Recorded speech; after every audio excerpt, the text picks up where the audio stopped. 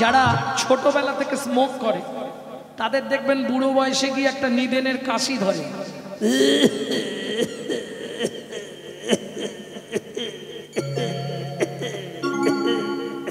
ও জীব বন্ধ হবে না 1 ঘন্টা। শাস্ত্র বলছে যারা প্রত্যেক দিন মাংস খায় তাদের চলাফেরা কথাবার্তা হবে আসুরিক মনোভাব, অসুরের মতো। যারা নিত্য ভগবানের প্রসাদ পায় তাদের কথাবার্তা চলাফেরা হবে দেবত্ব ভাব, দেবতার মতো হতেই হবে। এটা প্রসাদের গুণমহিমা, কি এটা হতেই হবে। আর যদি দেখেন তিলকমালা করে আছে প্রসাদ ভোজি অথচ উগ্র, তাহলে জানবেন ভেতরে কোনো রহস্য আছে।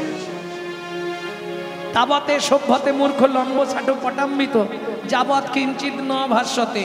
সুন্দর করে সেজে গুজে থাকলেই তো মানুষ নয়, ভদ্রবেশে চললে দেশে মানুষ বলে না। মানুষ বলবো যেদিন জাগবে জ্ঞানের চেতনা। মানুষ মানুষ নয় মনুষ্যত্ব ছাড়া, হোক না যত জ্ঞান বুদ্ধি বিবেকেতে বাড়া। ধনে আর মানে বড় বড় সেই নয়, কৃষ্ণ প্রেম আছে যার অন্তরে তাকেই মানুষ কয়।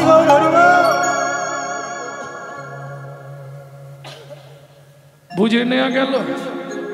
তবে নারী হচ্ছে দ্বিধাগতি, একটাকে বলে বউ, একটাকে বলে স্ত্রী, একটাকে বলে সহধর্মিনী। জানেন তো বউ কাকে বলে? ওটা অ্যাটম বোমের মতো, যে কোনো মুহূর্তে বাস্ট করবে। সংসার করছে করতে করতে হঠাৎ বেগ ধরবে। তোমার বাবা মা রান্না করে করে আমি কালো হয়ে যাচ্ছি, তুমি একটা ফ্ল্যাট কেনো না গো। এটা বউ কলকাতায় যাবে। এই স্ত্রী তুমি কিছু ভেবো না, তুমি কাজে যাও, বাবা মাকে দেখা, বাজার করা, সংসার চালানো, বাসন মাজা, ঝাঁট দেওয়া, রান্না করা, ঠাকুর সেবা, সব জমিতে কাজের লোক লাগ, আমি সব সামলে নেব। তুমি খালি প্রত্যেক দিন সন্ধেবেলা আমাকে সে টাকাটা পৌঁছে দেবে, মনে থাকবে? এটাকে বলা হয় স্ত্রী। কেমন?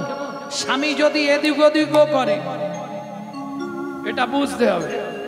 স্বামী যদি একটু আধটু এদিক ওদিকও করে এ কিন্তু ঠিক সোজা করে নেবে গরম দিয়ে।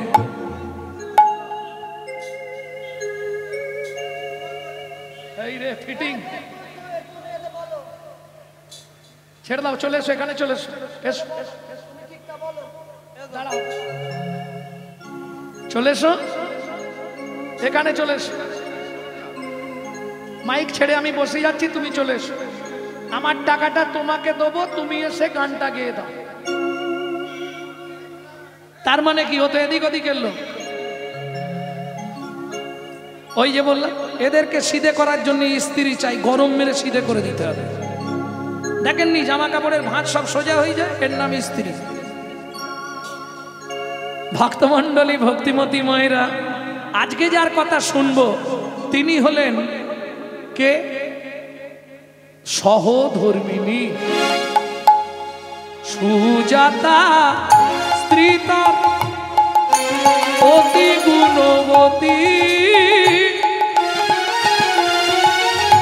ত্রিভুবনে নাহি পাবে তাহার মতো সতী। পাবে তাহার মতো সতী, পাবে তাহার মতো সতী। কহর মুনি প্রত্যেক দিন ভাগবত করে, যার বাড়ি যায় যে যা দেয়। তখন তো আর এরম ব্যাপার নেই এত দিতে হবে। কেউ 1 কুনকে চাল, কেউ একটা আলু, কেউ একটা টাকা, যে যেদিন যা যায়, 4 আনা 5 আনা 10 আনা 2 আনা, যে যা দেয় ভাগবত পাঠ করে, যা পায় ওটা এনে ভগবানের সেবা দিয়ে প্রসাদ পায়। এটাই আসল কথা। হ্যাঁ, যেদিন জোটে সেদিন পায়, যেদিন না জোটে না পায়। তবে সুখের সংসার, ঘর আছে, ওপরে ছাউনিটা নেই, কাঁচা পাতা কেটে তুলে দেয়, শুকনো হলে নাবি ওগুলোই জাল দিয়ে দেয়। হ্যাঁ, এইভাবেই চলে।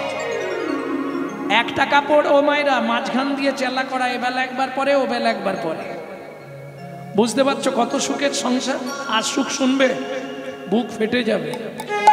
এক বেলা করি রন্ধন, 3 বেলা খা এক বেলা করি রন্ধন, তারা তিন বেলা না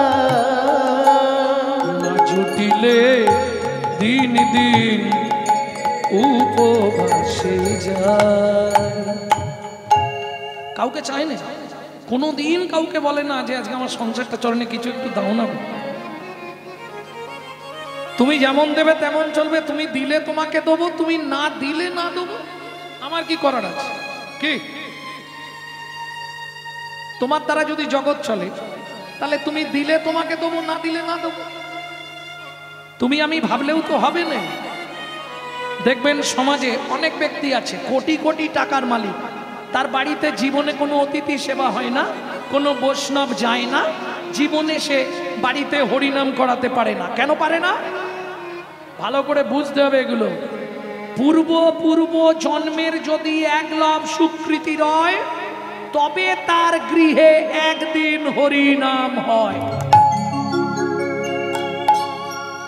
অনেক টাকা আছে কিন্তু পাচ্ছে কি? পাচ্ছে না। কেন? তুমি 3 লাখ টাকা তুলে রাখলে বাড়িতে মহোৎসব করাবে, এমন একটা কাজ করে টাকাটা ইনকাম করেছো, ভগবান দেখলো ওটা নেবো না, তখন কি করবে? তোমার বাড়ির একজনকে অসুস্থ করবে, নার্সিংহোমে ভর্তি করাবে, ওই টাকাটা নার্সিংহোমে দেওয়া করাবে, ভগবান নেবে না। Man proposes but god disposes. মানুষ ভাবে এক, ভগবান করান আর এক। তুমি দিতে চাইলেই যে তিনি নেবে, এটা ভাবনাটাও তোমার ভুল। ওই জন্য দেবার আগেই বলে দিতে হয়। কি বলতে হয়? তুমি যা দিয়েছো তাই দিয়েছি, তুমি যা দিয়েছ তাই দিয়েছি। আমার দেওয়ার তো কিছু নেই। এইবার চলুন সহধর্মিনীর কেমন গুণ। কহরমুনি গেল গঙ্গা স্নানে, বাড়িতে নারায়ণ শিলা। ওমা স্ত্রী সুজাতা দেবী চলে গেল সোজা ফুল তুলতে। ফুল তুলে, তুলসী পাতা তুলে, চন্দন বেটে ভালো করে নিয়ে বসে আছে। তবে প্রত্যেককে অনুরোধ করব, তুলসী পাতাটা একটু সাবধানে তুলবেন। অনেককে দেখি ডগ শুদ্ধ তুলসীকে কেটে নেন, এই অপরাধ করবেন না। যারা বিক্রির জন্য করছে তারা তো যা খুশি করে, একবারে কাঁচি মেরে থোপ থোপ কেটে দেয়। কিন্তু প্রকৃত ভক্ত এই কাজ করা যাবে না, অপরাধ হয়ে যাবে। ডান্ডিটা ধরবেন, পাতাটা নিচের দিকে নামাবেন, দেখবেন টুক করে ছেড়ে দেবে। ওপর দিকে তুলবেন না, তাহলে কষ্ট হয়। তুলসী পাতার ডান্ডিটা ধরে নিচের দিকে শুধু এইভাবে নামিয়ে দিলেই ছেড়ে দেবে। ভক্তমণ্ডলী, ভক্তিমতী মায়েরা, কহরমুনি এলেন, সুজাতা জোগাড় হয়েছে, স্বামী সব প্রস্তুত। এইবার চলুন নারায়ণ শিলাকে স্নান করালে ব্রাহ্মণ আছে জেনে নেবেন, তলায় একটা তুলসী দিতে হয় চিত করে চন্দন মাখিয়ে, তার ওপর নারায়ণ বসবে, তার ওপরে একটা উপুর করে দেওয়া হয়। ঠিক এইভাবে তাকে তুলসী দুটো, তাই তো? দেবার সময় প্রথম নিচে তুলসী দিতে হবে। নিচের তুলসীটা কি বলে দেওয়া হয়?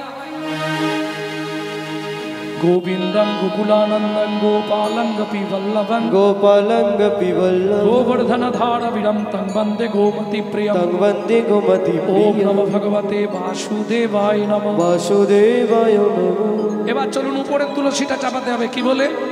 শ্রীকান্তং কমলাকান্তং কামেশ্বরো কোকশুভপ্রিয়ম শুভপ্রিয় গোবর্ধন ধারবিরম তং বন্দে গোমতি প্রিয়ম। তং বন্দে গোমতি ওম প্রিয়ম। নমঃ ভগবতে বাসুদেবায় নমঃ। বাসুদেবায় নমঃ। ধূপং বাসুদেবায় নমঃ, দীপং বাসুদেবায় নমঃ, আজমনীয়দকং বাসুদেবায় নমঃ, ফলতাম্বুলং বাসুদেবায় নমঃ, আকর্ণ নৈবেদ্যং বাসুদেবায় নমঃ। সুজাতা, সুজাতা প্রণাম করে নাও। নমো ব্রহ্মণ্য দেবায় দেবায় গো ব্রাহ্মণায় হিতায় চ হিতায় চ জগদ্ধিতায় শ্রীকৃষ্ণায় শ্রী গোবিন্দায় নমো নমঃ। শ্রী গোবিন্দায় নমো নমঃ। ভক্তমণ্ডলী, ভক্তিমতী মায়েরা, বুঝে নেওয়া গেল? বুঝতে পারা গেল তো? বেশ, বুঝতে পারলেন। মন্ত্রটা অনেকেই জানেন, কিন্তু এই মন্ত্রটার মধ্যে একটা তত্ত্ব আছে। সেটা কি জানেন? জানেন না?